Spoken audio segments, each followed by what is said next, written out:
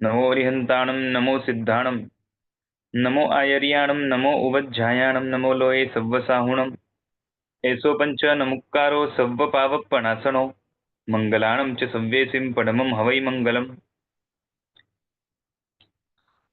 યોગની દ્રષ્ટિઓનું વર્ણન ચાલે છે। યોગનો અહીંયા અર્થ યોજન કરવું એટલે કે જોડાવું, અથવા તો એમ કહી શકાય કે સંયોગ કરી આપવો। તો કોની સાથે? તો આમ જોવા જઈએ તો સંયોગ કરવાનો અર્થ એવું થાય કે પેલા સંયોગ નહોતો અને હવે સંયોગ કરવાનો છે, એટલે કે બે વસ્તુને જોડવાની છે।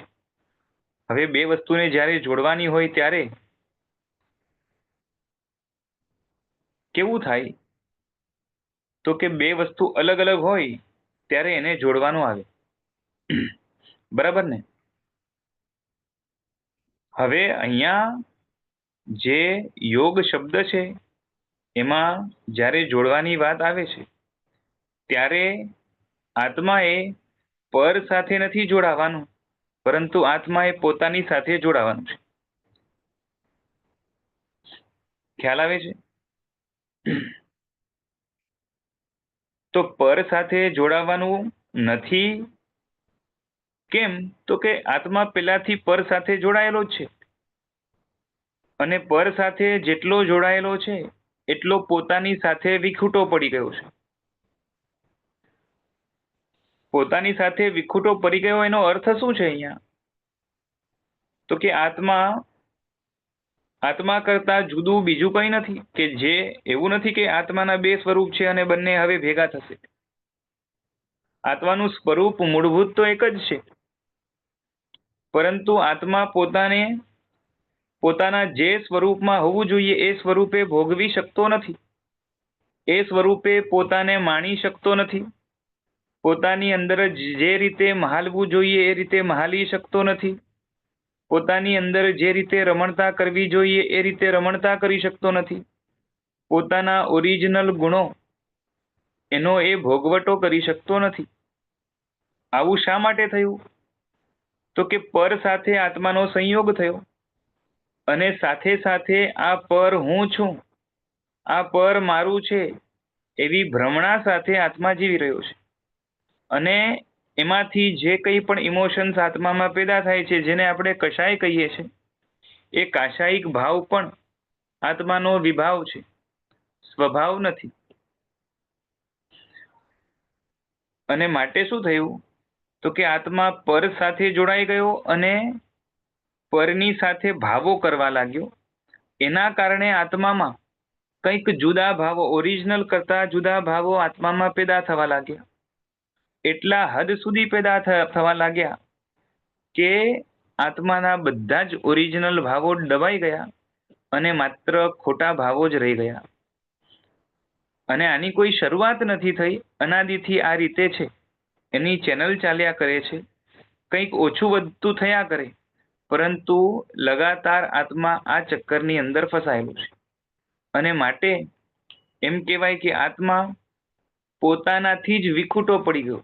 એનો અર્થ શું? કે પોતાના ઓરિજિનલ ભાવથી વિખૂટો પડી ગયો। વિખૂટો પડી ગયો એ પણ કયા અર્થમાં છે? કે એને એ માણી શકતો નથી, એની અંદર મહાલી શકતો નથી, એને ભોગવટો કરી શકતો નથી। કેના કારણે? તો કે કર્મના કારણે, ભ્રમના કારણે, મોહ આદિ દોષોના કારણે। એટલે અહીંયા હવે શું છે? તો કે આત્મા પોતાનાથી વિખૂટો પડ્યો છે, એનો મતલબ કે પોતાના સ્વભાવથી આત્માએ જે કરવું જોઈએ એ કરી શકાતું નથી, આત્માએ પોતાના સ્વભાવમાં રહેવું જોઈએ રહી શકાતું નથી, એના કરતા જુદો જ કંઈક આત્મા બની ગયો છે। અને એમાંથી આત્માને પાછો વાળીને પોતાના સ્વભાવમાં જોડવું, એટલે કે સ્વભાવમાં લાવવું, એ અર્થ અહીંયા યોગ શબ્દમાં છે। ખ્યાલ આવે છે? હવે એમાં પણ આત્મા પોતાની અંદર રહી શકતો નથી, એટલે કે પોતાના ઓરિજિનલ ભાવોમાં રહી શકતો નથી। આમ તો આત્મા પોતામાં જ છે, છતાં પણ પોતામાં છે એ કેમાં છે તો કે પોતાની ગંદકી છે એની અંદર આત્મા સમાયેલો છે, હમણાં ગંદકીથી વ્યાપ્ત છે. અને એનું કારણ શું છે તો કે આત્મા ઉપર કર્મ વગેરે મેલ રહેલા છે. મેલ એ જ ગંદકી છે. તો જે રીતે આત્મામાં પેલા વાત થઈ હતી, ભાવમલ છે, અનુબંધમલ છે અને કર્મમલ છે. અને બધા જ મલ જેમ જેમ નાશ પામતા જાય એમ આત્મા ચોખ્ખો થતો જાય અને પૂરેપૂરો ચોખ્ખો થાય ત્યારે આત્માનું યોજનનું એટલે કે યોગનું પૂરેપૂરું ફળ મળ્યું કહેવાય. એટલે કે આત્મા પોતામાં જ સમાઈ જાય, આત્મા પોતાને જ પ્રાપ્ત થાય. હમણાં આપણે શું પ્રાપ્ત કરવા માટે સતત મથીએ છીએ તો કે પરને પ્રાપ્ત કરવા માટે મથીએ છીએ. જે વિભાવવાળા ભાવો છે એમાં જવા માટેનો સતત પુરુષાર્થ આપણો ચાલુ છે. અને જે આપણે પોતે નથી એવા પર એવા પૂતગલની અંદર આપણે રાચવાનું મહાલવાનું રાખ્યું છે. અને હવે ત્યાંથી પાછો ફરીને આત્માએ પોતાની અંદર સ્થિર થવાનું છે. અને એના સિવાય બાકી બધું જ જેના સાથે આત્માનો યોગ પહેલાથી થયેલો છે ત્યાંથી એણે એ યોગમાંથી વિયોગ કરવાનો છે. એટલે પોતાની ઓરિજિનલ આઈડેન્ટિટી સાથે સંયોગ અને જે ડુપ્લિકેટ આઈડેન્ટિટી ઊભી થયેલી છે અનાદિકાળથી એના સાથે વિયોગ. આ આખો પ્રોસેસ એને જ આપણે અહીંયા યોગ શબ્દથી ઓળખીએ છીએ. હવે અહીંયા જે વાત છે યોગ દ્રષ્ટિની, દ્રષ્ટિથી જોવા અર્થમાં જનરલી એ વપરાતું હોય છે. આમ સામાન્યથી શરૂઆતમાં વાત કરેલી કે અહીંયા દ્રષ્ટિ શબ્દથી જ્ઞાન દર્શન ચારિત્ર બધું જ લઈ લેવાનું છે. છતાં પણ માત્ર દ્રષ્ટિની પણ વાત કરીએ તો આપણી દ્રષ્ટિ જો ક્લિયર હશે કે આપણે કેના સાથે જોડાવું છે તો એ જોડાવાની દિશામાં આપણી ગતિ થવા લાગશે. પણ દ્રષ્ટિ જ જો ક્લિયર નહીં હોય તો એના માટેનું સાચું એક પણ પગલું મંડાવવું એ દુષ્કર છે, દુર્લભ છે એટલું જ નહીં પરંતુ અશક્ય બની જશે.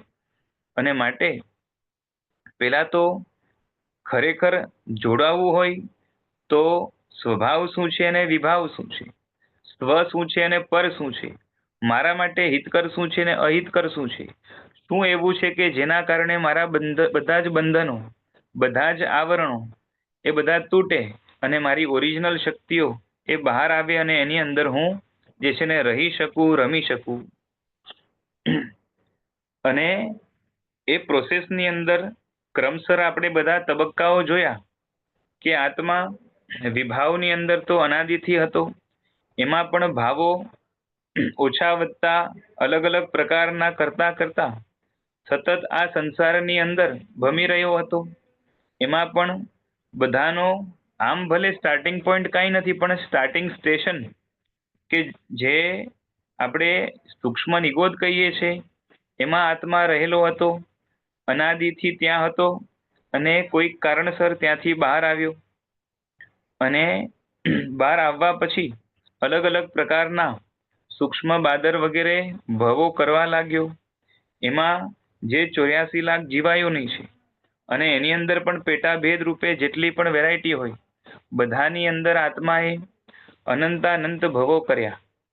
અને ફરીથી એ નિગોદમાં જાય, ફરીથી બહાર આવે, એ બધું જ બન્યા કરે.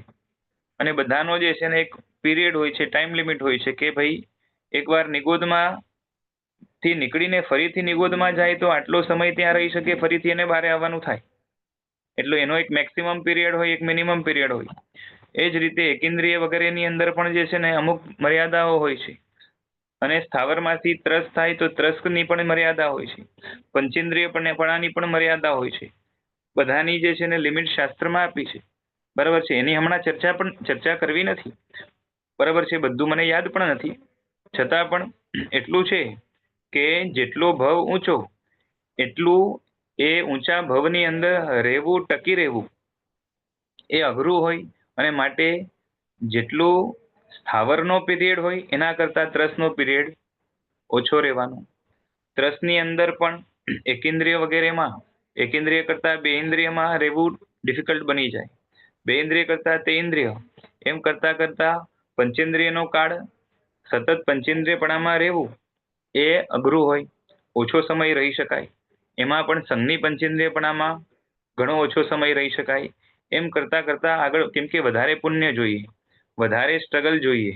અને સીટ્સ પણ છે ને એ આગળ આગળની ઊંચી ગતિઓમાં ઓછી રહેવાની. અને એમાં પણ સૌથી વધારે જ્યાં ધર્મનો અને અધ્યાત્મનો સ્કોપ છે એ દુર્લભ રહેવાનું. અને એવો મનુષ્ય ભવ એ સૌથી ઓછી ગણતરીની જે છે ને સંખ્યાની અંદર જીવો એમાં પેદા થાય છે. અને માટે ભવોની ગણતરી જ્યારે કરવામાં આવે ત્યારે તમે ઘણી જગ્યાએ પ્રવચનમાં વ્યાખ્યાનમાં સાંભળ્યું હશે કે જ્યારે અલગ અલગ વસ્તુ દુર્લભ બતાવીને ત્યારે મોક્ષ મેળવવા માટે, ધર્મ પ્રાપ્ત કરવા માટે, સામગ્રી પ્રાપ્ત કરવા માટે સૌથી પહેલું દુર્લભ શું બતાવ્યું? તો કે મનુષ્ય ભવ. બરાબર કે નહીં? મનુષ્ય ભવ પ્રાપ્ત કરવો અત્યંત દુર્લભ છે. પણ આવો પણ મનુષ્ય ભવ પ્રાપ્ત કરીને એને હારી જઈ અને ફરીથી જે છે ને મનુષ્યમાં પણ મોટા ભાગના જીવો તો દુર્ગતિમાં જ જાય છે. સદગતિમાં જનારા ઓછા હોય છે. બરાબર છે. એમાં પણ શું કહેવાય કે જેટલા સદગતિમાં જાય છે એમાંથી પણ મોટા ભાગના ફરીથી દુર્ગતિમાં જ પટકાય છે. એટલે એન્ડ રિઝલ્ટ રૂપે સદગતિને મેન્ટેન કરી રાખનારા મનુષ્ય તો બહુ જ ગણ્યા ગાંઠ્યા હોય છે. અને એમાં પણ અધ્યાત્મ સાધીને આગળ વધી જનારા ખૂબ જ અલ્પ હોય છે. અને ઊંચી આરાધના કરીને ઊંચા દેવલોક પ્રાપ્ત કરનારા પણ જીવો અલ્પ રહેશે. સદગતિની અંદર પોતે ટકી રહેનારા પણ જીવો અલ્પ રહેશે. અને સદગતિમાં પણ ટકી રહેવા માટે સતત મથામણ કરવી પડે. જો એનો જે કહેવાય ને કે ડ્યુરેશન કે પીરિયડ ખતમ થઈ ગયો તો ફરીથી ક્યાં જવાનું આવે? તો કે દુર્ગતિમાં જવાનું આવે. એટલે મળેલી સદગતિ જેટલા ભાવ સુધી ટકી રહે એટલામાં જો આરાધના સાધના કરીને મોક્ષે ગયા તો ઠીક, નહીં તો ફરીથી દુર્ગતિમાં એકવાર તો જે છે ને જઈને પાછું આવવું પડશે. અને એકવાર દુર્ગતિમાં ઘૂસી ગયા એમાં પણ ત્રસપણામાં એક ઇન્દ્રિય બે ઇન્દ્રિય બે ઇન્દ્રિય તે ઇન્દ્રિય ચૌરિન્દ્રિયમાં ગયા તો પણ આવવું અઘરું છે. અને એના કરતા નીચે ઘૂસી ગયા તો ઉપર આવવું હજી થોડુંક દુષ્કર બની જાય. આમ પણ કેવું છે કે વધારે મૂઢ એવી દુર્ગતિઓ જે છે જેની અંદર અજ્ઞાનતા ભરપૂર છે, પાછી ઉપર આવવાનો સ્કોપ બહુ ઓછો હોય છે, એવા એકેન્દ્રિય બેન્દ્રિય તેન્દ્રિય ચૌરિન્દ્રિયના જે ભવો છે એમાં તો જે છે ને ત્યાંથી ઉપર આવવું હોય તો એના માટે ઉપાય શું છે? તો કે એક જ છે, અકામ નિર્જરા. એના સિવાય ઉપર આવવા માટે બીજો કોઈ સ્કોપ નથી. જાણી જોઈને ઉપર આવવા માટેનો પુરુષાર્થ કરી શકે એવો સ્કોપ ત્યાં હોતો નથી. અને આપણે બાય લક કે બાય પુરુષાર્થ જે પણ કહો, મનુષ્ય ભવ એકવાર હમણાં મળ્યો છે એની પણ ક્ષણો બહુ ઓછી છે. અને પણ એ પણ પાછું ક્યારે ઉપડી જવાય એ કંઈ નક્કી નહીં. બરાબર છે? 2 મિનિટમાં પણ ઉપડી શકીએ, એના કરતા ઓછા સમયમાં પણ ઉપડી શકીએ, એના કરતા અડધા સમયમાં પણ ઉપડી શકીએ. અને કદાચ જાય તો જે છે ને લાંબુ જીવીને પણ આપણે 100 વર્ષથી વધારે લગભગ નથી જીવી શકવાના. હમણાં જે પ્રમાણે માહોલ છે એ પ્રમાણે એવરેજ લાઈફ તો આમ 70-80 જેવી જ છે. બરાબર છે? જે રીતે પોલ્યુશન છે, કેમ કે કેવું છે વાતાવરણમાં પણ પોલ્યુશન, બરોબર છે, હવામાં, પછી પાણીમાં પણ પોલ્યુશન, પછી ખાવા પીવામાં પણ પોલ્યુશન. બરાબર છે કે નહીં? આગળ વધીને શરીરને ખાલી આ બહારનું વાતાવરણ નુકસાન કરે છે એવું નથી, આપણા વિચારો જે છે એની પણ શરીર ઉપર ઘાતક અસરો થાય છે. અને આપણા વિચારોની અંદર પણ પ્યોરિટી કેટલી અને પોલ્યુશન કેટલું એ આપણે વિચારવા જેવું છે. શુભ ભાવો કેટલા અને અશુભ ભાવો કેટલા એ આપણે વિચારવા જેવું છે. એટલે આપણા આયુષ્ય ઉપર આઘાત ઘણા બધા જે છે ને લાંબુ આયુષ્ય લઈ આવ્યા હોઈએ તો પણ જે છે ને સતત લાગ્યા કરતા હોય છે. અને એમાં પણ ક્યારેય જે છે ને એ દોરી જીવનની એ ખૂટી જાય, પૂરી થઈ જાય, કંઈ નક્કી નહીં. એટલે મળેલી જે પણ ક્ષણો છે એને આત્મહિત માટે વાપરવી, એના જેવું શાણપણું બીજું કોઈ એટલા માટે નથી કારણ કે આ જે તક મળી છે એ ગોલ્ડન ઓપોર્ચ્યુનિટી છે. ખ્યાલ આવે છે? અને મોટા ભાગે આપણા બધાની હાલત ખરેખર એવી છે કે મળ્યું છે આપણને, આપણે ડિઝર્વ કરીએ છીએ એના કરતાં કંઈક ઘણા વધારે, છતાં પણ એમાંથી આપણે યુટિલાઇઝ નથી કરી શકતા. અને કાં તો એમ કહીએ કે યુટિલાઇઝ કરતા નથી. બરાબર કે નહીં?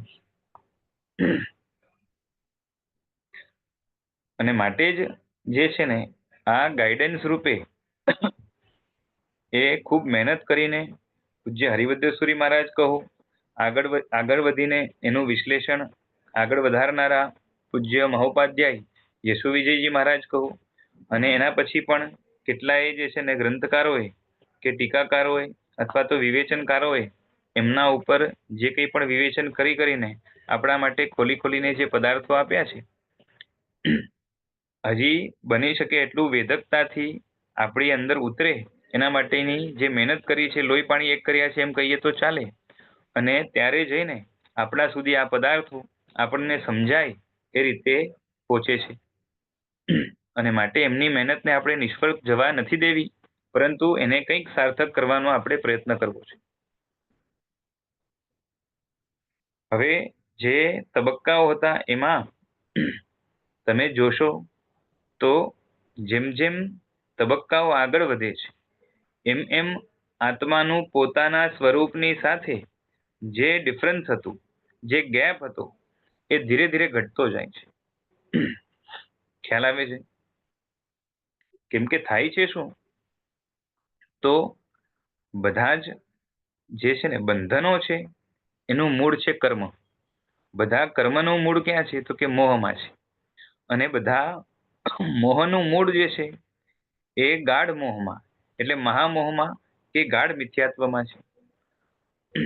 હવે ગાઢ મિથ્યાત્વમાંથી મંદ મિથ્યાત્વી થવું, એના કરતા પણ મિથ્યાત્વની ધીરે ધીરે મંદતા હજી કરવી, બરોબર છે, ધીરે ધીરે કરીએ કે ફાસ્ટ કરીએ થવી જોઈએ.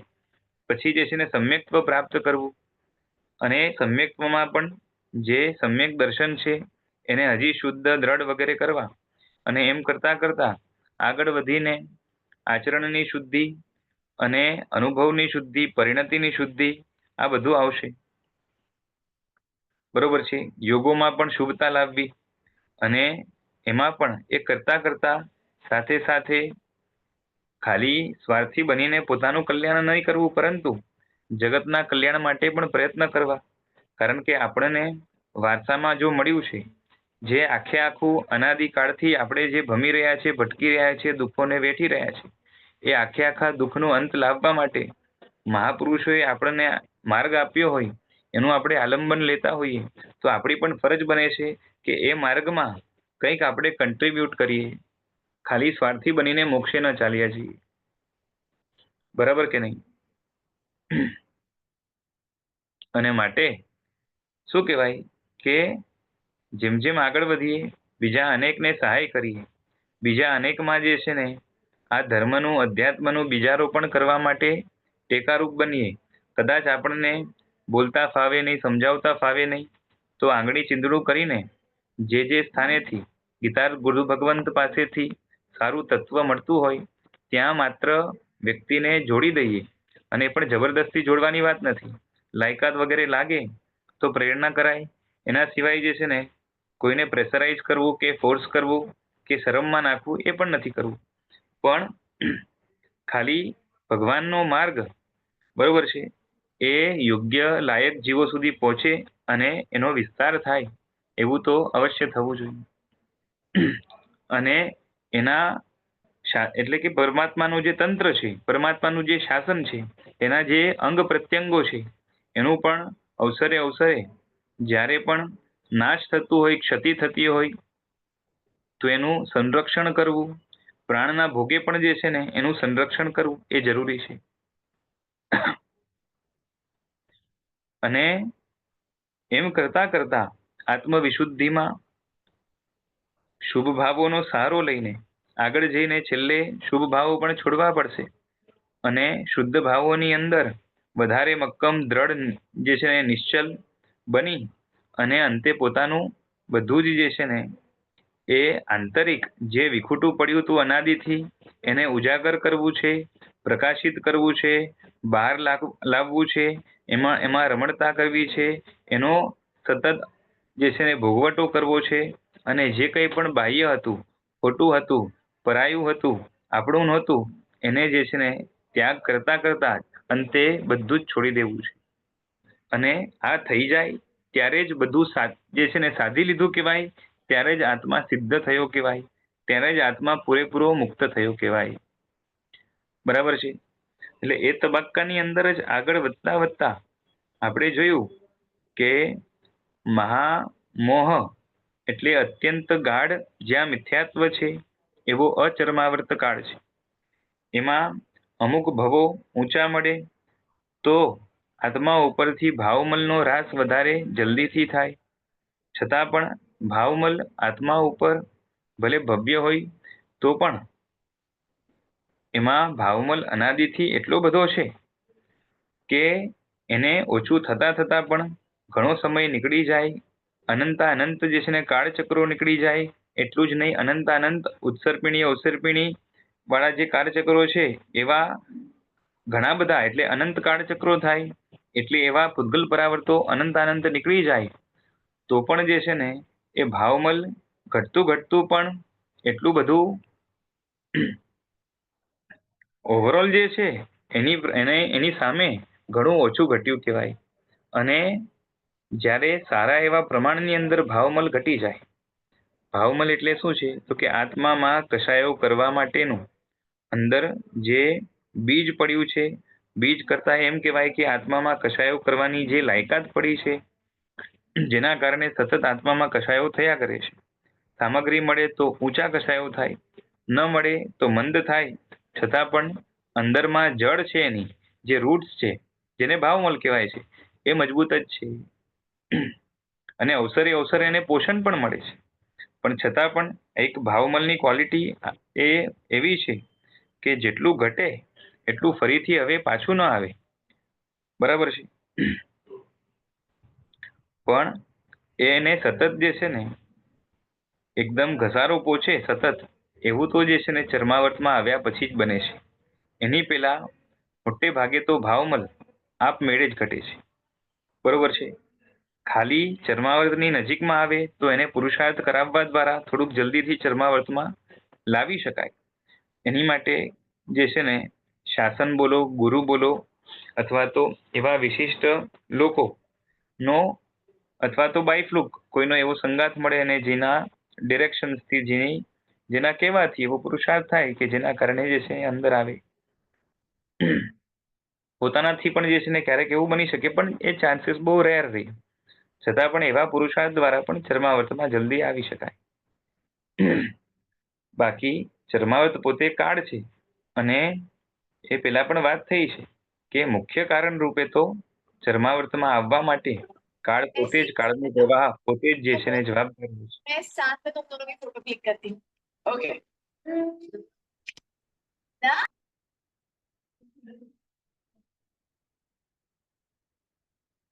અને એ ચર્માવર્તના પણ લક્ષણો આપણે જોયા. એના પછી આત્મામાં હજી ભાવમલનો ઘસારો થાય, કર્મ બાંધવાની યોગ્યતા ઘટતી જાય, એમ આત્મા અપુનર્બંધક દશામાં જે છે ને એટલે કે 70 કોડાકોડીની ઉત્કૃષ્ટ સ્થિતિ હવે બાંધી શકે નહીં એવા લેવલ સુધી પહોંચી જાય.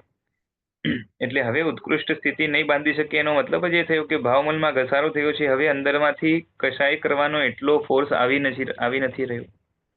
એમ કરતા કરતા યોગાવંચક પણ પ્રાપ્ત કરે, અને એના માટે બેકગ્રાઉન્ડ રૂપે ચરમ યથા પ્રવૃત્તિકરણ કે જેમાં આત્મામાંથી જે 1 કોટાકોટી સાગરોપમ જે છે ને એટલું કર્મ બાંધવા માટેની કેપેસિટી હવે એનાથી ઉપરની હવે બાંધશે નહીં.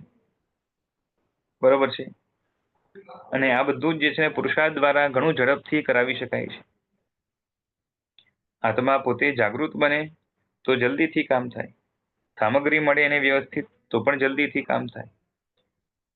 અને એમ કરતા કરતા આપણે જોયું કે પહેલી દ્રષ્ટિ આત્મા પામે છે ત્યારે એને જે છે ને તમે જોશો ને હરેક તબક્કાની અંદર શું થાય છે તો કે જે ગેપ છે પોતાની સાથેનો જે ગેપ, પોતે અત્યંત વિભાવમાં, આમ કહી શકાય કે અત્યંત વિભાવમાં રહેલો આત્મા અને પૂરેપૂરો શુદ્ધ આત્મા, બેની વચ્ચે જે ડિફરન્સ હોય એ ડિફરન્સ ધીરે ધીરે ઘટતું જાય છે. કારણ કે અહીંયા અશુદ્ધિ ઘટતી જાય એટલે શુદ્ધિની નજીક આવતો જાય. બરાબર છે. અને અશુદ્ધિ જેટલા પ્રકારની છે, જેટલા પ્રમાણમાં છે એ બધી ધીરે ધીરે ઘટવી જોઈએ. તો એને ઓળખવા માટેના જે તબક્કાઓ છે ને, એને જોવા માટેના જે તબક્કાઓ છે એ આપણે યોગ દ્રષ્ટિના માધ્યમથી આપણે જોઈ રહ્યા છીએ. બરાબર છે? કેમ કે યોજન કરનારી આત્મા જ સાથે, પોતાના શુદ્ધ સ્વરૂપ સાથે જોડાણ કરાવનાર જે દ્રષ્ટિ છે એ જ યોગ દ્રષ્ટિ છે. અને એમાં વિભાગો પાડતા પાડતા આપણે જોયું કે પેલી દ્રષ્ટિમાં આત્મા પોતાને થોડો થોડો જોઈ શકે છે. બરોબર છે? અને એનું પોતાની તરફ જ જે છે ને આકર્ષણ થયું છે. એની પહેલાના તબક્કામાં કેવું હતું કે પરમાં એને નજર કરી, આજ સુધી પરમાં જ રહેતો હતો, અને પરમાંથી એને લાગ્યું કે આ પરમાં બહુ માલ નથી. બરોબર છે? કંઈક તો આનાથી જુદું હોવું જોઈએ, જે ઓરિજિનલ હોય, સાચું હોય. અને એમ કરતા કરતા જ્યારે એને અંદર દ્રષ્ટિ કરી, બરોબર છે, એને ભલે ગુરુએ સહાય કરી હોય, શાસ્ત્રોએ સહાય કરી હોય, પણ એ કરવાથી પણ અંદર દ્રષ્ટિ કરી. બરોબર છે? બાકી આપણા માટે તો પ્રશ્ન એ આવે કે આપણે અંદર દ્રષ્ટિ કરીએ છીએ કે નહીં. બરોબર છે? અંદર દ્રષ્ટિ કરવી એટલે શું? આંખને અંદર લઈ જવી? તો કે ના. અંદર કેવા ભાવો ચાલી રહ્યા છે, અંદર કેવી જે છે ને ફિલિંગ્સ ચાલી રહી છે, અંદરના સ્પંદનો કેવા છે, અંદરની જે છે ને સ્થિરતા કેવી છે, ચંચળતા કેવી છે, એ બધું જોવા માટેની આપણા પાસે ફુરસત કેટલી ભાઈ? હે? કે બધું જ બાર બાર જોયા કરીએ છીએ. બાર સમજાય બાર છે કે નહીં? જોયા કરું. બાર જોયા કરું. સાચું કેજો. ભગવાનની રોજ પૂજા કરો છો તો સામે ભગવાનની તમને મૂર્તિ દેખાય? કેમ કે મૂર્તિ આમ તો છે ને સ્થાપના નિક્ષેપ છે, અને સ્થાપના નિક્ષેપને પણ ખરેખર શાસ્ત્રકાર કહે છે કે નિક્ષેપ ત્યારે જ કહેવાય જ્યારે સ્થાપનાને જોઈને ભાવ યાદ આવે. સમજાય છે? જેમ છે ને આપણે કોઈનો ફોટો જોઈએ તો એ વ્યક્તિ જે છે એ યાદ આવે કે ના આવે? કોઈનો પિક્ચર કે ફોટો જોઈએ તો એ વ્યક્તિ યાદ આવે ને? બરાબર. સમજાય છે? તો મૂર્તિ જોતા ભગવાન એટલે કયા ખબર છે? ઓરિજિનલ. તીર્થંકરનો ભાવ નિક્ષેપ કયો? સમોસરણની અંદર બેસેલા, 34 અતિશયોથી યુક્ત, અને જેના અંદરમાં શું રહેલું છે? કે કેવળ જ્ઞાન રહેલું છે, કેવળ દર્શન રહેલું છે, અનંત શક્તિ રહેલી છે. બરોબર છે? અચિંત્ય જે છે ને પ્રભાવ રહેલો છે. આ બધું જ જે છે ને એનું સ્વરૂપ છે. તો એનું જે છે ને ખ્યાલ આવે અને એ દેખાય તો જે છે ને એ સ્થાપના નિક્ષેપને નિક્ષેપ રૂપે જે છે ને આપણે સફળ કર્યો કહેવાય. નહીં તો જે છે ને માત્ર સ્થાપના કહેવાય, અને એ ખરેખર એ નિક્ષેપ ન થાય. સમજાય છે? કેમ કે નિક્ષિપ્ત થવું જોઈએ ને. નિક્ષિપ્ત એટલે સમજાય છે? લઈ જઈને ત્યાં સ્થાપન થવું જોઈએ. એટલે એ સ્થાપના આપણને જે જગ્યાએ લઈ જવા માંગે છે એ જગ્યાએ આપણે જતા નથી. આપણો જે ભગવાનને કરેલો તિલક સ્થાપના સુધી સીમિત રહે કે ભાવ નિક્ષેપતા સુધી પહોંચે? હું શું કહું છું સમજાય છે? જી. તિલક છે ને, તિલક એ બહુમાન રૂપ છે ને. તિલક એ તમે જે છે ને તમે પૂજા કરો છો ત્યારે દોહા બોલો છો કે નહીં? તમે કે આપણે જ્યારે ભગવાનને જે છે ને પૂજા કરીએ ત્યારે એના જે સ્તુતિ કે દોહા હોય એ બોલીએ છીએ કે નહીં? હે? હા. બોલીએ છીએ ને? યસ. તો એ જે દોહા બોલીએ છીએ એ સમજીને બોલીએ છીએ કે એમને એમ બોલીએ છીએ? થોડાક સમજીએ, થોડાક એમને. થોડાક સમજીને થોડાક એમને.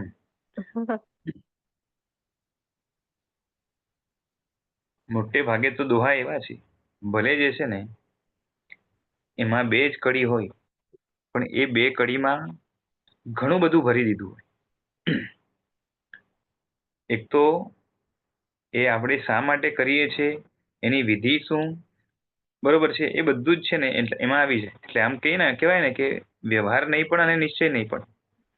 જેમ છે ને ધ્યાન ઘટા પ્રગટાવીએ વામ નયન જીન ધૂપ મિચ્છિત દુર્ગંધ દૂર ટળે પ્રગટે આત્મ સ્વરૂપ.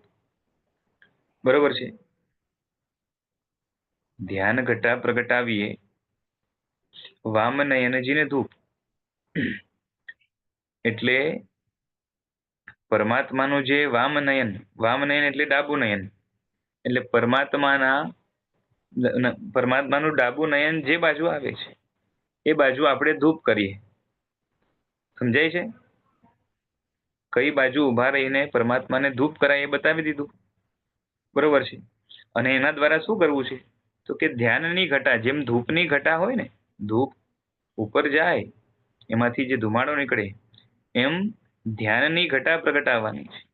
એટલે શું? તો કે જે છે ને એ ઉર્ધ્વગામી એવું ધ્યાન પ્રગટ કરવાનું છે. બરોબર છે. હવે જ્યારે, કેમ કે છે ને ધ્યાન બે પ્રકારના હોય, એક અધોગામી ને એક ઉર્ધ્વગામી. જે આર્ત ધ્યાન ને રૌદ્ર ધ્યાન છે એ આત્માને અધોગામી બનાવે કે ઉર્ધ્વગામી બનાવે? હે? અધોગામી. અને ધર્મ ધ્યાન ને શુક્લ ધ્યાન છે એ આત્માને ઉર્ધ્વગામી ઉર્ધ્વગામી. બનાવે. બરાબર છે. તો સીધી વાત છે. તો કે ધૂપ જેમ ઉપર જાય છે એમ આપણા ધ્યાનની ઘટા ઉપર ક્યારે જાય? તો કે જો ધર્મ ધ્યાન અને શુક્લ ધ્યાન હોય. બરોબર છે. અને એનાથી શું થાય છે? તો કે આત્મા ઉપરથી મિચ્છિત એટલે કે મિથ્યાત્વની દુર્ગંધ દૂર ટળે છે. મિથ્યાત્વ 3 જગ્યાએ હોય: શ્રદ્ધામાં, જ્ઞાનમાં અને આચરણમાં. તો ત્રણેયમાંથી મિથ્યાત્વની જો દુર્ગંધ દૂર થાય તો શું થાય? તો કે આત્માનું સ્વરૂપ પ્રગટ થાય. સમજાય છે? એટલે વિધિ પણ બતાવી દીધી, ધૂપ લેવાનું એ પણ બતાવી દીધું, ડાબી બાજુ જે છે ને કરવાનું એ પણ બતાવી દીધું, અને સાથે સાથે અંદરથી શું કરવાનું છે એ પણ બતાવી દીધું. બતાવ્યું કે નહીં?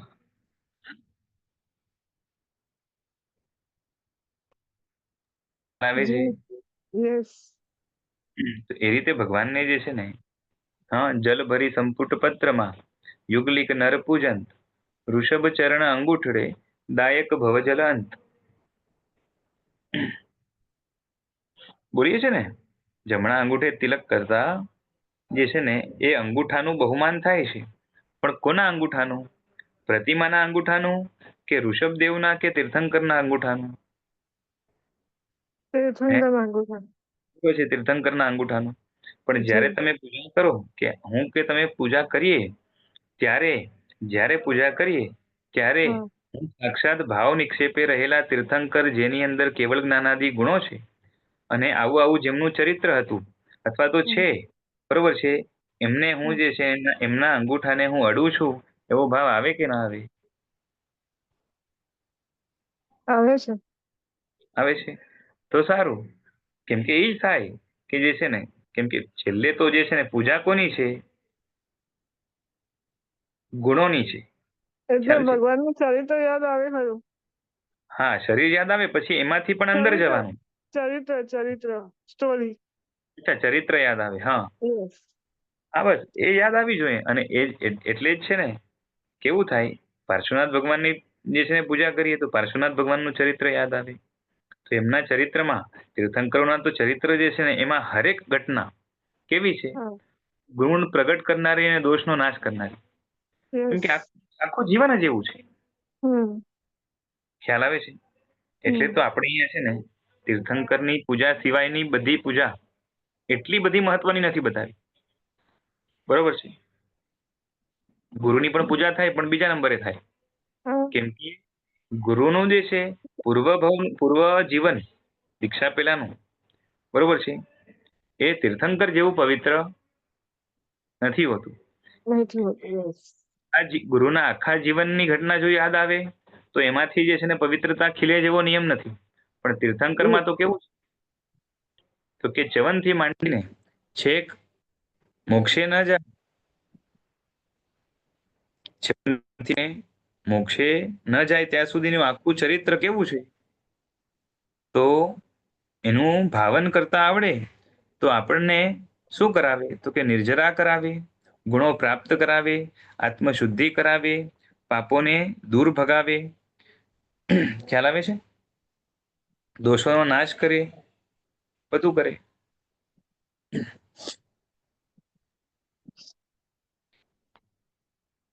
અને એ જ છે કે જેમ જે છે ને હવે આ જ્યારે ઋષભદેવ પરમાત્માનો દોહો આપણે હા અંગૂઠડે પૂજા કરતા બોલીએ છીએ, હા તો એમ એ યુગલિકોનો વિનય હતો ને એ જ બતાવ્યું છે યસ ને. યસ તો હવે વિનય નામનો ગુણ મારામાં કેટલો પ્રગટ થયો છે, અને વિનયની સામે જે ઉદ્ધતાઈ, જે અહંકાર, માન, બરોબર છે, એ મારામાં કેટલું છે. કેમ કે હવે ડિફરન્સ જે છે ને, યોગમાં પ્રવેશ કરવો હોય તો ડિફરન્સ હટાવવો પડશે. તો ત્યાં જે યુગલિકમાં નમ્રતા હતી એના કારણે શું થયું, એ દોહામાં છેલ્લે જ કીધું, શું કીધું, દાયક ભવજનમ જલંત. જલ એટલે શું લેવાનું, પાણી નહીં, બરોબર હા છે. જલ એટલે સમુદ્ર. યા તો રૂપી સમુદ્ર છે એનો અંત, એટલે સમુદ્રમાં તરતા તરતા જ્યારે છેડો આવે ત્યારે સમુદ્ર પાર થયું કહેવાય ને. યસ કેમ કે કેવું છે, સમુદ્રમાં વ્યક્તિ છે એ સેફ નથી. સમજાય છે, તમે સમુદ્રમાં એકદમ છે ને, સમુદ્રમાં એકદમ હાઈફાઈ બધી જ સુવિધા વાળી મોટી જે છે ને શું કહેવાય કે શિપ લઈને ગયા હો, છતાં પણ સેફ તો નથી. સમજાય છે, ક્યારે પણ જે છે ને એ પાણી ઉથલો મારે તો તમારી આખે આખી શિપ, ડૂબી જાય હે ને. હા એટલું છે કે શિપનો સહારો લઈને તમે છે ને કિનારા સુધી પહોંચી શકો, પણ એ શિપનો ઉપયોગ તમે કિનારા સુધી પહોંચવા માટે કરો તો. બાકી જે છે ને દરિયાની વચ્ચે શિપ ઊભી રાખીને તમે જલસા કર્યા કરો અને માનો કે હું સેફ છું, તો આપણે બ્રહ્મમાં છીએ. યસ તો આપણે જે મનુષ્ય ભોગ કે સામગ્રી મળી છે, હમણાં બહુ વાંધો નથી, થોડા થોડા દુઃખો છે, બરોબર છે. તો આપણે લાગે કે જે છે ને તો મસ્ત છે જીવન, આપણે જરૂરત શું છે કોઈ વસ્તુની, અને માટે બધી વસ્તુને ઇગ્નોર કરીએ. પણ જે છે ને આ મનુષ્યનો દેહ એક શિપ રૂપે આપણે મળ્યો છે. આને ઘણી અલગ અલગ રીતે પણ શાસ્ત્રકારોએ બતાવ્યું છે. આ તો હમણાં હું કહું છું કે મનુષ્ય દેહ કેવું છે, તો કે શિપ જેવું છે. અને એ જે છે ને જો આપણે એના આધારે જો દરિયામાંથી જે છે ને કિનારા સુધી ન પહોંચ્યા, બરોબર છે, અને કાં તો પછી શું થાય ખબર છે, ઘણા કેવા હોય કે શિપ તૂટે એની પેલા જે છે ને અમુક ઇંતજામ કરી રાખે કે અગર આ ડૂબી જશે ને તો મારે બીજી નાવ છે ને તૈયાર રાખવી હોય ને. લાઈફ સેવિંગ માટે શું કરે, નાની નાની નાવ તૈયાર રાખે, અને એના એના દ્વારા શું કરે તો બીજી શિપ સુધી પહોંચી શકે.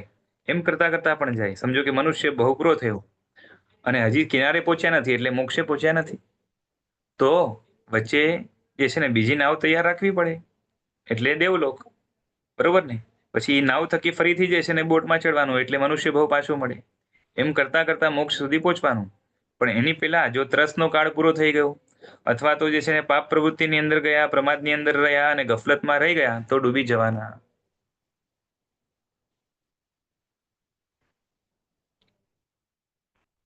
અને આપણે તો જે છે ને આ નાવ મળી છે કેટલા સમય માટે ભાઈ, હાલત આપણી એવી છે કે નાવ મળી છે ઓછા સમય માટે, પાછી મળી છે નબળી, જોઈએ એવી મજબૂત નથી.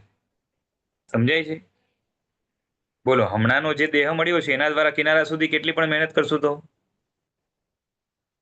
નહીં પહોંચે નહીં પહોંચાય. એટલે શું કરવું પડશે, સદગતિ માટેની જે છે ને બાંધવી પડશે ને, ગેરંટી લેવી પડશે. તો એના યસ માટેનો પુરુષાર્થ કરવો પડશે.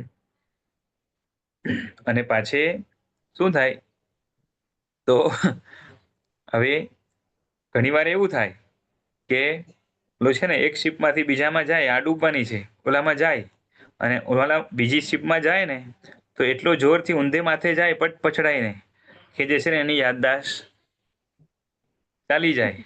એને ભાન જ ન હોય કે હું જે છે ને ક્યાં આવ્યો. હવે છે બીજી શિપમાં, પણ એને ભાન જ નથી કે હું ક્યાં આવ્યો. તો એ શિપ ક્યાં લઈ જશે, કિનારે લઈ જશે કે બીજે ક્યાંક. બીજે ઊંધી દિશામાં હા બસ આપણી હાલત આવી છે. હા એ માથું ઠેકાણે રાખીને જે છે ને સાથે જાશું પરભવમાં તો ઠીક છે. અને હવે હા માથું ઠેકાણે રાખવું એટલે શું?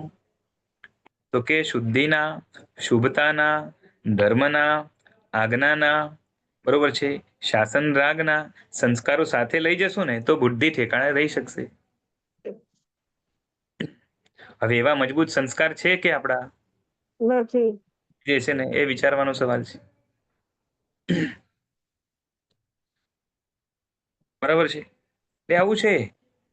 એટલે યુગલિકોએ જે છે ને વિનય દ્વારા આ કર્યું અને આગળ જઈને પરમાત્માની આજ્ઞા માની. અને તમે જોશો તો પરમાત્માના ટાઈમમાં જ કેટલાય જે છે ને મોક્ષમાં ચાલ્યા ગયા.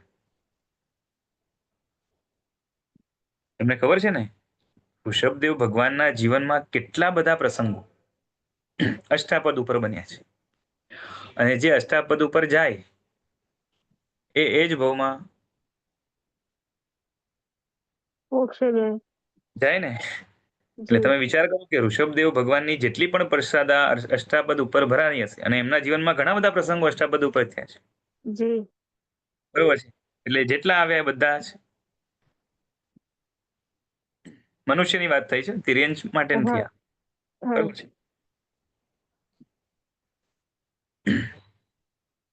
ખ્યાલ આવે છે.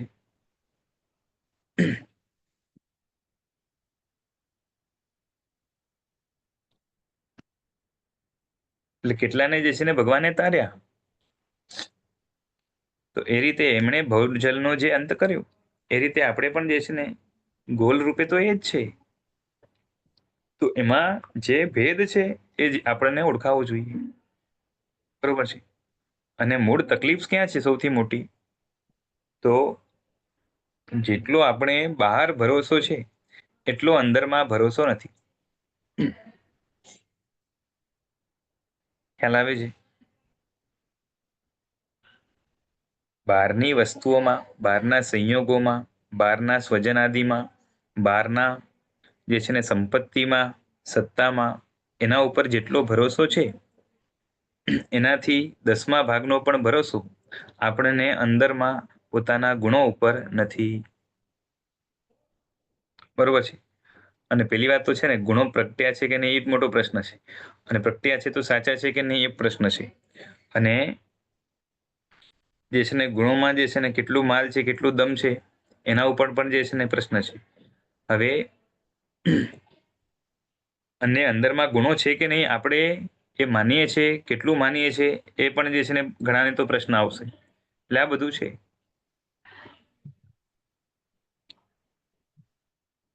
બાકી કેવું છે ખબર છે કે પૂરેપૂરો 100% ભરોસો કરવા જેવું કોઈ હોય તો એ અંદરના ગુણો જ છે. અને બહારના બધા જ સંયોગો એ બધા જ ભરોસો કરવા જેવા એક પણ નથી. જેના ઉપર આપણે ભરોસો રાખીએ છીએ એની વાત કહું છું. બરોબર છે. બાકી તો બહાર તો છે ને દેવગુરુ પણ હોય. બરોબર છે. પણ એના ઉપર ભરોસો કરતા નથી. એટલે એનો પ્રશ્ન નથી. આપણે જેના ઉપર બહાર ભરોસો કરીએ છીએ ને એમાંથી એક પણ ઉપર ભરોસો કરવા જેવો નથી. બરોબર છે. આવું તમે જાણો છો ખરા? માનતા નથી. તમે કે હું બધા? વાત ખોટી છે સાચી છે? સાચી છે. બરોબર ને? યસ તો હવે એ બધું જે છે ને જે જાણીએ છે એનું ચિંતન કરીને એને દ્રઢ કરીએ. કંઈક જે છે ને માથું ઠેકાણે રાખીને પ્રભવમાં જશું તો એ બધું કામ લાગશે. અને આપણી સાયકલ આગળ ચાલશે ને તો જે છે ને દોરી તૂટી જશે. તો જાણીએ અહીંયા પછી અનુભવ બી છે પણ પછી ભૂલાઈ જાય છે. તો મજબૂત કરવું પડે. યસ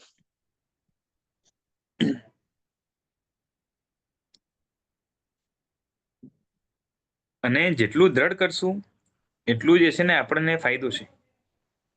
જો કેટલું એવું કેવું છે કે આજે પણ મહેનત કરીને 7મા ગુણસ્થાનક સુધી પહોંચી શકાય છે. હા બરાબર છે.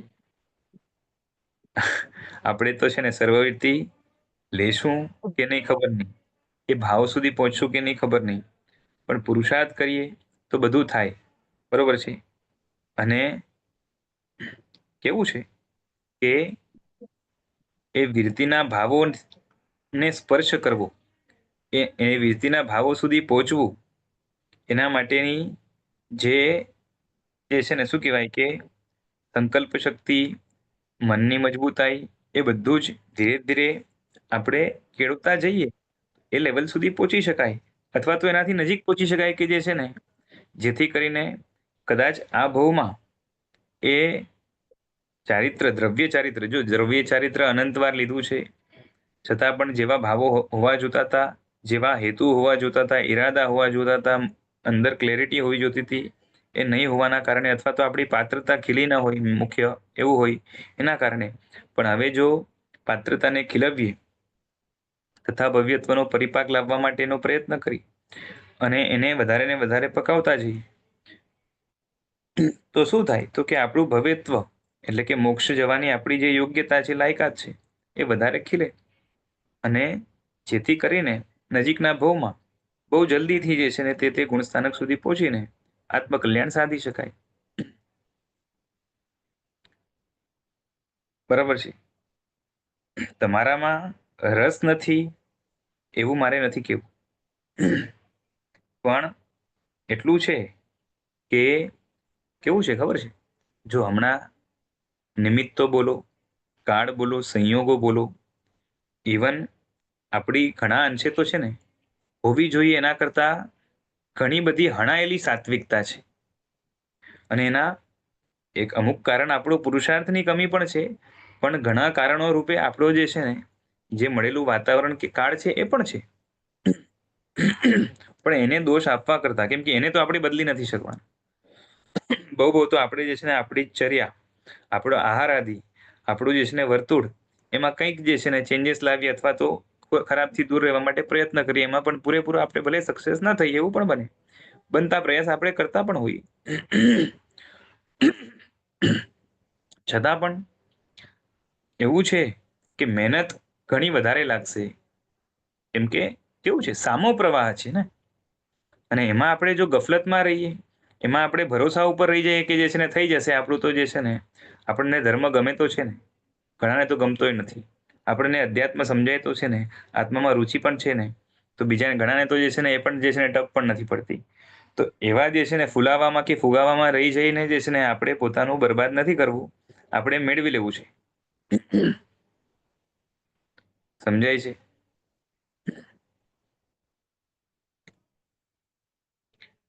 અને બાકી આમ પણ અમુક વસ્તુ આપણે કદાચ ક્લિયર હોય તો એ જે છે ને ઘણા બધા ભ્રમ અંદર જે છે ને પડેલા જ હોય છે, એક એકને બહાર કાઢવા જોઈએ. બરાબર. ઘણી વાર તો એવું થાય કે ભગવાનની ભક્તિ કરતા કરતા અથવા જે છે ને કોઈ વ્યાખ્યાન પ્રવચન સાંભળતા અથવા તો પુસ્તક વાંચતા આપણને ગુણોનું આકર્ષણ થાય વધારે, કે જે છે ને હા ખરું ઐશ્વર્ય તો અંદરમાં જ છે, ખરા જે છે ને ગુણો જે છે ને પ્રગટ કરવા જેવા છે, એનાથી જ આત્માને ઠંડક મળે છે, દોષોથી જ છે ને અંદરમાં દાહ છે, અગ્નિ છે, અને અંદરમાં જે છે ને બધી જે કંઈ પણ દુઃખદાયકતા છે, અરેરાટી છે, બધું એ દોષોના કારણે છે. એ બધું લાગી આવે, પણ એના સિવાયના ટાઈમમાં એના માટેની જે છે ને કોઈ ખાસ મહેનત કે પુરુષાર્થ હોતો નથી, બહુ તો આપણે બહારની ક્રિયાઓ કરી લી, અને એ ક્રિયામાં જે છે ને થોડોક ઉલ્લાસ, આનંદ અને એક અમુક જાતનું જે છે ને સેટિસ્ફેક્શન જે છે ને એ લેવલ સુધી આપણે પહોંચી શકીએ, એનાથી આગળ આપણે કરતા નથી હોતા. અને એમાં તો જે છે ને તમે વિચાર કરો કે અંદરના પુરુષાર્થ માટે બરોબર છે, બહારની સામગ્રી તો લઈ આવીએ છીએ, ઘણી વાર જે છે ને કરતા હોઈએ, અનુષ્ઠાનો કરીએ, બધું કરીએ, પણ અંદર જે છે ને વિચાર કરીને, અંદરની મહેનત કરીને, અંદરમાંથી એ ગુણોને ખીલવવા, દ્રઢ કરવા, ઓળખવા, પેલા તો બરોબર છે, આ બધા માટે તો જે છે ને પૈસો લાગતો નથી, લાગે છે?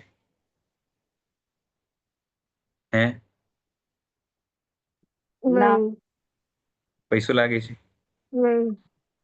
સામગ્રી માટે લાગે, વિચાર કરવા માટે કઈ પૈસો નથી લાગતો, બરોબર છે. હવે તમે જાતે વિચાર કરો, એમાં જે છે ને સ્વજનો કઈ પ્રતિકૂળ બનવાના છે કે તમે વિચાર કરવા માટે સ્વતંત્ર છો? સ્વતંત્ર છીએ. સ્વતંત્ર છીએ. પછી એના માટે કઈ અલગથી જે છે ને ખોરાક લેવો પડે છે કે લઈએ છીએ એમાં જ ચાલી જાય? ચાલી જશે. બરોબર છે. પછી જે છે ને હવે તમે સમજો કે બીજલ બેન છો, ડિસેબલ છો. હવે જે છે ને એ હાથ પગમાં આટલી જે ખામી હોય એનાથી મન ઉપર તો કઈ ફરક નથી પડતો ને. નહીં. બરોબર છે કે એમાં પણ ડિપેન્ડન્સી હોય કે ભાઈ જે છે ને તું મને પકડ તો હું વિચાર કરી શકું. નથી. એવું તો છે નહીં. એટલે એમાં કોઈ છે જ નહીં. પણ છતાંય હું તમને કહું કે હાલત શું છે ખબર છે? ઊંધા વિચાર કરી કરીને આપણે પોતાનું ઘણું બગાડીએ છીએ.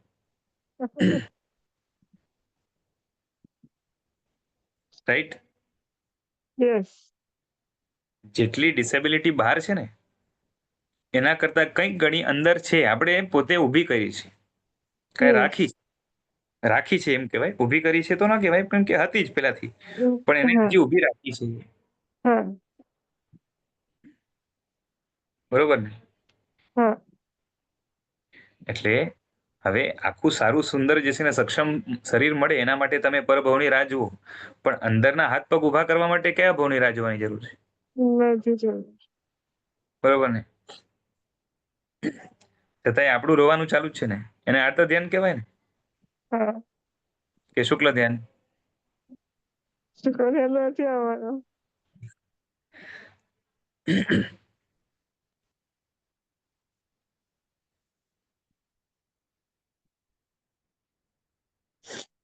મને તો આજે વિચાર આવ્યો કે આપણે પહોંચી ગયા છઠ્ઠી દ્રષ્ટિ સુધી, પણ ઠેકાણા ક્યાં છે? મોક્ષ માર્ગમાં પ્રવેશ નથી થયો.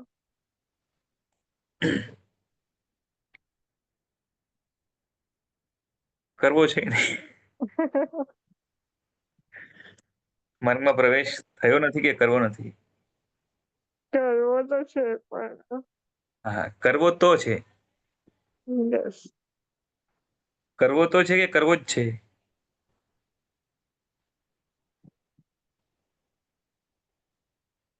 કરવો તો છે કે કરવો જ છે? કરવો તો છે. હમણાં તો એવું જ છે હાલત પ્રેક્ટિકલી. કરવો તો છે. અને એ પણ પાછે કરવો છે ક્યારે? આજે? આજે યસ. આજથી ચાલુ. આજે કરવો હોય તો થાય કે વાટ જોવી પડે? ના ના આજથી ચાલુ કરાય. શું ચાલુ કરાય?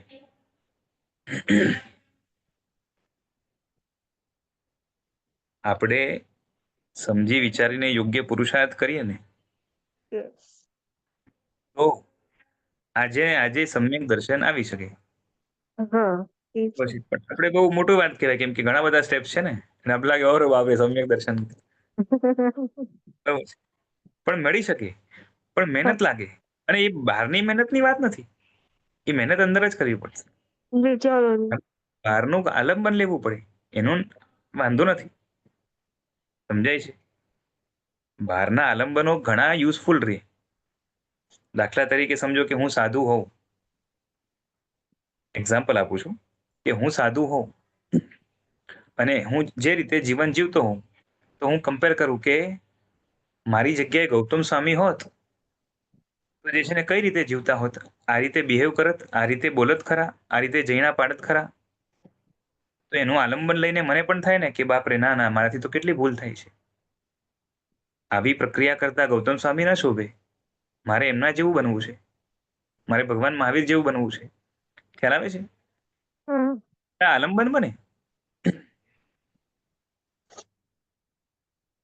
એ જ રીતે શ્રાવક તરીકે કે ગૃહસ્થ તરીકે જે કંઈ પણ આદર્શ ચરિત્રો હોય એના ઉપરથી આલંબન મળે કે હું જે રીતે જીવું છું, મારી જેવી જેવી પ્રક્રિયાઓ છે, મારા જીવનની અંદર જેવી જેવી ખોટી હિંસાઓ છે, અથવા તો જે છે ને ખોટા મનોરંજનો છે, અથવા તો ખોટા ભાવો કે વિચારો છે, અને એની સામે હું જે છે ને પોતાનું જીવન અગર કમ્પેર કરું પુણ્ય શ્રાવકથી અથવા તો જે છે ને બીજા પણ મહાપુરુષોથી, બરોબર છે, તો એ ગૃહસ્થો એમના જીવનની અંદર કેટલી જે છે ને કેટલા સત્વ સાથે, કેટલી ખુમારી સાથે, કેટલી જે છે ને શાસન નિષ્ઠા સાથે, કેટલા જે છે ને ગુરુ વચનની નિષ્ઠા સાથે જીવતા હતા, કેટલું જે છે ને એ શું કહેવાય કે વ્રતોનું એ નિશ્ચલપણે પાલન કરતા હતા, એની સામે જે છે ને હું કેવો છું, આલંબનથી આપણામાં જે છે ને ગુણો ખીલે, સત્વ ખીલે,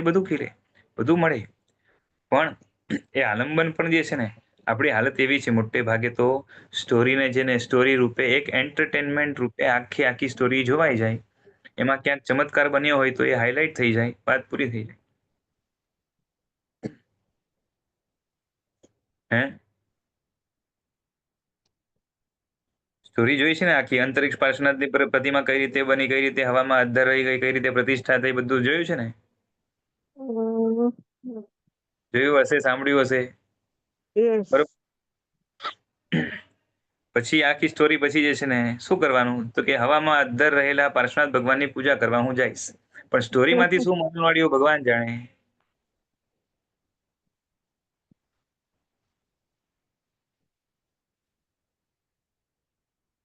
સ્ટોરીને આપણે એન્ટરટેનમેન્ટ તરીકે લઈએ ને, ખરેખર કહું, બધી જ જેટલી પણ કથાઓ હોય છે, કથાનકો હોય છે, એમાં હરેક તબક્કામાં કંઈ ને કંઈ જાણવા, શીખવા, સમજવા મળે. અને એના દ્વારા જીવનની અંદર આપણી આરાધના વધે, વિરાધના ઘટે, જે છે ને શું કહેવાય કે શુદ્ધિ માટેના જે છે ને આલંબનો એમાંથી મળે. પણ આપણી સ્ટોરી તરીકે ચાલી જાય, બરાબર નહીં? ભગવાન મહાવીરે શ્રેષ્ઠ મહારાજાને કહ્યું કે જો પુણ્ય શ્રાવકની તું સામયિક ખરીદી શકે તો તારી નરક માફ થઈ જાય. કાલ શૌરિકને એક દિવસ માટે કીધું હતું ને, કે જો એ પાડામાં જે છે ને બંધ થાય તો તારી નરક ટળી જાય. કપિલા દાસીના હાથે જો તું જે છે ને સુપાત્ર દાન કરાવે તો તારી નરક ટળી જાય. આવા ઉપાયો બતાવ્યા, બરોબર છે. અને એ બધા ઉપાયો એના ફેલ ગયા, એટલે એને પણ ખ્યાલ કે મારી નરક ટળવાની નથી, બરોબર છે. એટલે સ્ટોરી થઈ ગઈ પૂરી, કે ભાઈ આને નરક બંધાણી હતી અને હવે એની નરક ટળશે નહીં. આ જ છે ને મોરલ ઓફ ધ સ્ટોરી. ના, એમને પુરુષાર્થ કર્યો. પુરુષાર્થ નહીં, હું કહું એ આ એક સ્ટોરીમાંથી એક નહીં, 10, 15, 20 ગોતતા આવડે તો ઘણા બધા મોરલ મળે. યસ. કેમ કે તમે કાલ શૌરિકનું જીવન જુઓ તો એમાંથી ઘણું શીખવા મળે. યસ. પછી એને પુણ્ય શ્રાવકનું જીવન જુઓ તો એમાંથી ઘણું શીખવા મળે. કપિલા દાસીનું જીવન જુઓ તો એમાંથી ઘણું શીખવા મળે. પછી શ્રેણિક મહારાજા છે, એને નરક કઈ રીતે બાંધી એમાંથી કંઈક શીખવા મળે. છતાં પણ જે છે ને ભગવાનને પૂછે છે કે મારી નરક કઈ રીતે ટળે, પણ એને કઈ રીતે જવાબ આપે છે અને જે છે ને એને કઈ રીતે ટેકલ કર્યું એનાથી જે છે ને શીખવા મળે. પછી દુઃખી થઈ ગયો તો ભગવાને કઈ રીતે એને સાંત્વના આપી, બરોબર છે, એમાંથી કંઈક શીખવા મળે. બરોબર છે. સ્ટોરીની અંદર બે તો તીર્થંકરના હાથમાં છે, એક ખુદ ભગવાન મહાવીર અને એક શ્રેણિક મહારાજા, બરોબર છે. એ પણ પાછો ભગવાનનો ત્રીજો ભવ, અને ત્રીજો ભવ ભગવાનનો પૂર્વનો ત્રીજો ભવ હોય એ પણ જે છે ને ઉત્તમ તરીકે હોય છે. કમથી કમ જ્યારથી સમ્યક્ત્વ પામે છે ને ત્યારથી તો એમની ઉત્તમતા હોય જ, પણ સમ્યક્ત્વ પામવાની પહેલા પણ ભૂમિકા રૂપે એનામાં કેટલા ગુણો છે એનું પણ જે છે ને વર્ણન જે છે ને એમાં આવે, જોતા આવડે. અને આપણે શું થાય ખબર છે, ઘણાને તો એવું થાય જયારે સ્ટોરી વાંચે ને ત્યારે, હું તમને કહું કે જ્યારે ભગવાન મહાવીરનો સમ્યક્ત્વ પામવા વાળો પહેલો ભવની વાત કરી, નૈસારનો ભવ, તો એમાં એ જે છે ને જંગલમાં લાકડા કપાવવા માટે લેવા માટે જાય છે ને નૈસાર, બરોબર છે. હવે ત્યાં એનું વર્ણન કરતા, અથવા તો ધનાસાર્થવાની વાત કરું ઋષભદેવ ભગવાન, તો એમાં જે છે ને ઘણા બધા વિશેષણો મૂક્યા હોય કે આવો ઉદાર હતો, આવો હતો, તેવો હતો, પ્રજાપ્રેમી હતો, અથવા તો આવા વાત્સલ્ય વાળો હતો, આટલો નિષ્ઠ હતો, વગેરે. સ્ટોરી વાંચતા વાંચતા આ બધા જ વિશેષણો આપણે સ્કીપ કરીએ. આપણે યાદ કેટલું રહે ખબર છે, નૈસાર હતો અને બહુ હતો, એનું પ્રોફેશન શું હતું, આ હતું, અને આ કામ કરવા ગયો. તમને સમજાય છે હું શું કહું છું? આપણે બધા સ્કીપ કરી નાખ્યા. એમાં છે, સ્ટોરીમાં છે.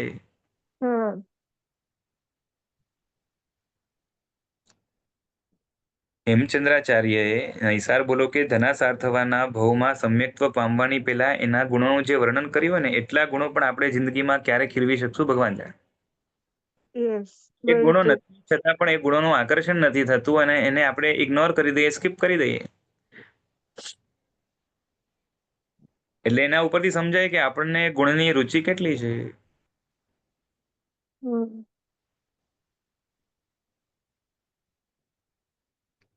આકર્ષણ તો થાય પણ કેળવવું બહુ મુશ્કેલ છે. હા, કેળવવું મુશ્કેલ છે, એની હું ના નથી પાડતો. પણ જે હા. છે ને આકર્ષણ થયા પછી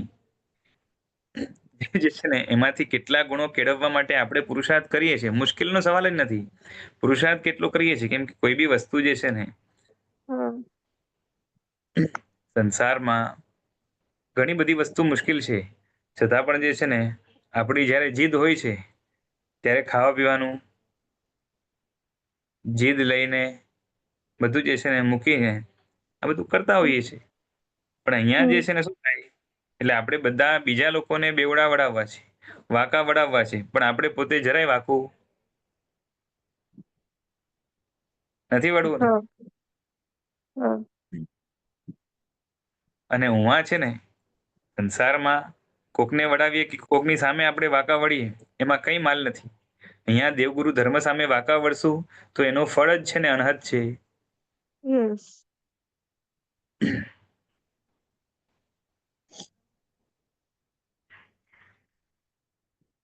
આ જે છે છઠ્ઠી દ્રષ્ટિની વાત ચાલતી હતી તબક્કામાં, અને એમ કરતા કરતા છઠ્ઠી દ્રષ્ટિમાં ઘણા અંશે મોહ ઘટી ગયો છે. અને યોગના જે અંગો છે બરોબર છે, એમાં ધારણા નામના અંગમાં એ પહોંચ્યા છે. ધારણા નામના અંગની અંદર શું છે, તો કે જેમ આ હઠયોગની અંદર જે ધારણા હોય એમાં તો શું છે કે મનને એક જગ્યાએ ધારી રાખે, બરોબર છે. અને દ્રષ્ટિ પણ એક જ જગ્યાએ હોય, આંખનું પોપચું પણ હલે નહીં, તો મનની અત્યંત સ્થિરતા હોય. એ રીતે અહીંયા શું છે, તો કે ભાવોની અત્યંત સ્થિરતા છે. સ્થિરતા એટલે શું, કે એના ભાવોને હવે કોઈ હલાવી ન શકે, બરોબર છે. એટલે છે ને નામ પણ શું આપ્યું, સ્થિત પ્રજ્ઞ. બાકી આવી સ્થિત પ્રજ્ઞતા દ્રવ્યથી એટલે મનની સ્થિરતા, મનમાં શુભ ભાવ, આવું તો પેલા પણ આવી શકે. ચોથી દ્રષ્ટિવાળાને પણ ના આવે એવું નથી, આવે. 1500 તાપસો છે એવા જ છે. પણ અહીંયા સ્થિત પ્રજ્ઞતા કેવી છે, તો સમ્યક્ત્વ સહિતની છે. અને ક્યાંય પણ અને પાછે અત્યંત એ ગીતાર્થતા યુક્ત છે. સ્વપળનું વેદકતાથી કલ્યાણ કરી શકે એવું છે, ગજબનું છે. એટલે એ જ છે કે મન ઉપર એટલો બધો કાબુ છે. અને મન ઉપરનો આટલો કાબુ હોવાનું મુખ્ય કારણ જે છે એમને વિષયોની અને અપ્રશસ્ત કષાયોની પૂરેપૂરી વિરક્તિ છે. સમજાય છે? કોઈ પણ વિષય એટલે પાંચે ઇન્દ્રિયના અનુકૂળ કોઈ પણ વિષય કેટલા પણ ઊંચી કક્ષાના હોય, બરોબર છે, અને દ્રવ્યથી કેટલા પણ વિશુદ્ધ કક્ષાના હોય, એને એમાં જરાય આકર્ષણ ન થાય, આસક્તિ તો દૂર, રાગ તો દૂર, રતિ પણ ન થાય. આ વાત પેલા થઈ હતી. એટલે શું છે, હવે મનને ડિસ્ટ્રેક્ટ કરી શકે એવું કોઈ પરિબળ નથી રહ્યું. કેમ કે મનને કોઈ ડિસ્ટ્રેક્ટ કરી શકે એટલે મન એ બાજુ ખેંચાયું, એટલે એ વિષય એને ખેંચી ગયો, એટલે એ પોતે પોતાના કાબુમાં ન રહ્યું.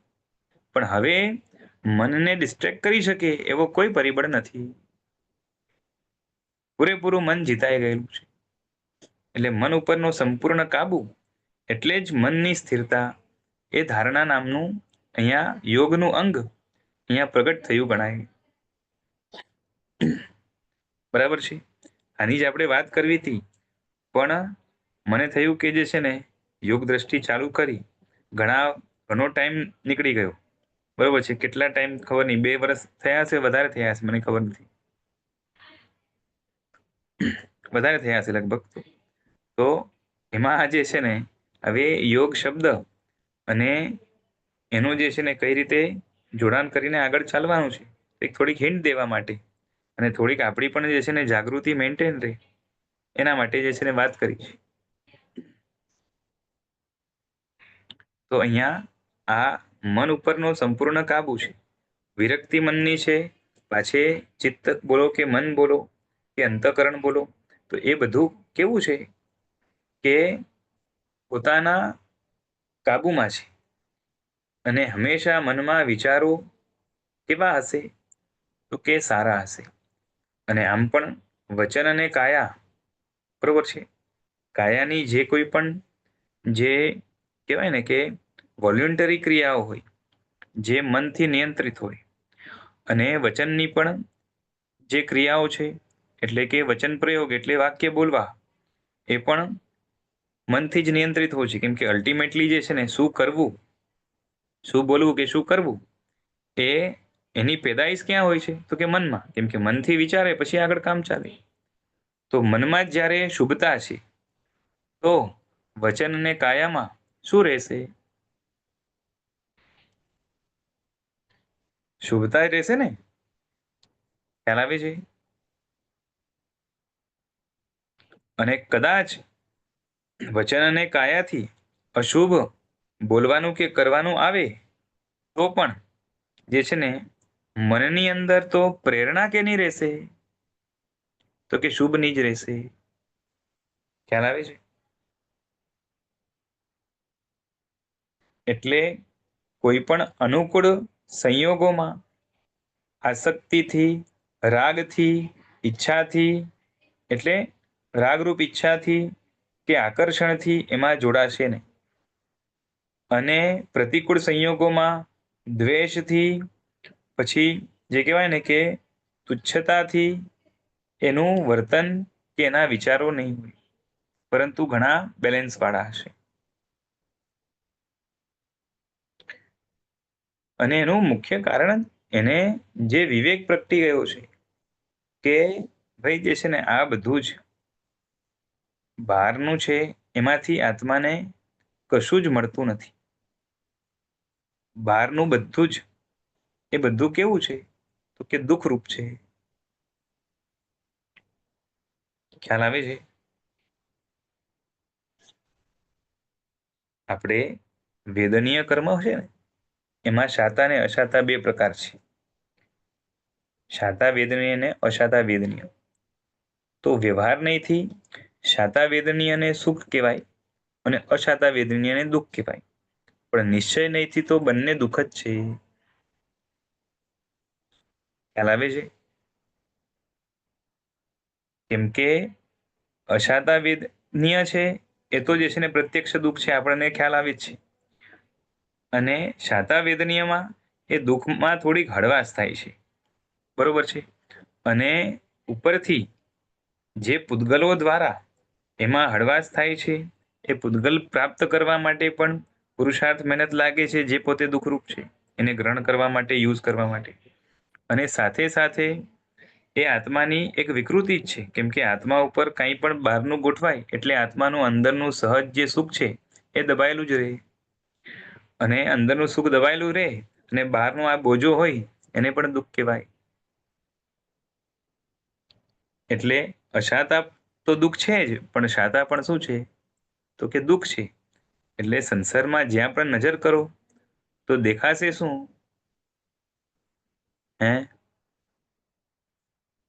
શું દેખાશે? પરમાર્થથી બધે જ શું દેખાશે તો કે દુઃખ દેખાશે. દુઃખ. બધા જ સંયોગોમાં, બધી જ અવસ્થામાં, સંસારમાં બધે દુઃખ નજરે ચડશે. ખ્યાલ આવે છે? અને માટે જે છે ને, સુખ આવે તો રાજી ન થાય. કેમ કે એમાં શું દેખાય છે? સુખ આવે તો રાજી ન થાય, કેમ કે એમાં દુઃખ દેખાય છે. અને દુઃખ આવે તો દુઃખી ન થાય. કેમ તો કે એમાં સુખ દેખાય છે? તો કે ના, દુઃખમાં તો દુઃખ દેખાય, સુખમાંય દુઃખ દેખાય છે, દુઃખમાંય દુઃખ દેખાય છે.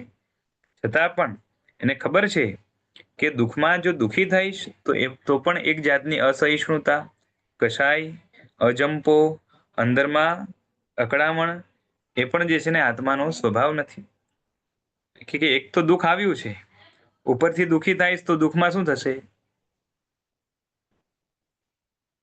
એક તો દુઃખ આવ્યું છે, ઉપરથી દુઃખી થાવ તો દુઃખમાં શું થાય? વધારે. હા, વઘાર થાય. બરોબર છે. દુઃખ વધી જાય તો એવું તો જે છે ને મૂર્ખા કરે. તો કે જે છે ને જે દુઃખ આવ્યું છે એ મારા પાપના ઉદયથી આવ્યું છે, મારા કર્મના ઉદયથી આવ્યું છે, મારી ભૂલના કારણે આવ્યું છે. એને સ્વીકારવામાં વાંધો શું છે? અને આ તો ગજબ છે જગતની વ્યવસ્થા કે જે દુઃખ આવ્યું છે એ શરીર ઉપર આવ્યું છે, આત્મા ઉપર આવ્યું જ નથી. અને શરીર આત્મા સાથે જોડાયેલું છે એટલે માટે અનુભવ થાય છે, બાકી દુઃખ મને આવ્યું જ નથી. દુઃખ શરીરને આવ્યું છે. મારે દુઃખી શા માટે થવું? આવું સ્પષ્ટ એમને ખ્યાલ છે અને માટે સુખ કે દુઃખ એમની પ્રસન્નતાને, મનની પ્રસન્નતાને હણી શકતા નથી, નાશ કરી શકતા નથી. સમજાય છે? તમને એવું લાગશે કે પોઝિટિવ એટીટ્યુડ વાળા છે, બરાબર ને?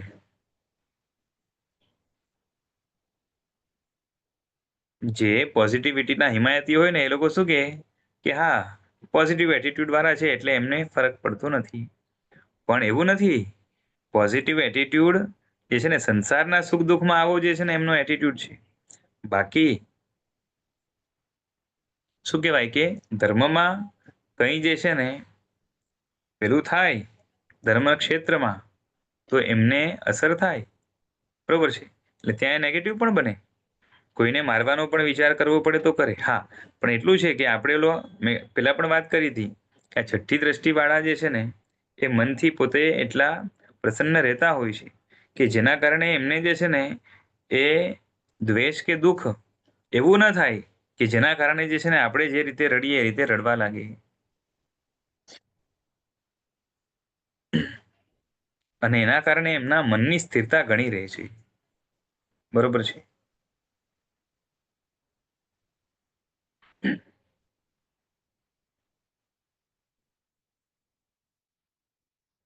ચલો હવે આ આગળ ધારણા નામનો અંગ એની આગળ વાત કરશું. દ્રષ્ટાંતો પણ જોશું. ભગવાન મહાવીરની વાત, નેમિનાથ ભગવાન વગેરેની વાત આવશે, બરોબર છે. કેમ કે તીર્થંકરો યોગની છઠ્ઠી દ્રષ્ટિમાં રહેલા હોય છે અને એમને એ છઠ્ઠી દ્રષ્ટિ સાથે એ જ્યારે એમની સંસારી અવસ્થા એટલે કે દીક્ષા નથી લેતા ત્યાર સુધીનું જે ગૃહસ્થ જીવન છે એ છઠ્ઠી દ્રષ્ટિની સાથે પસાર થાય છે.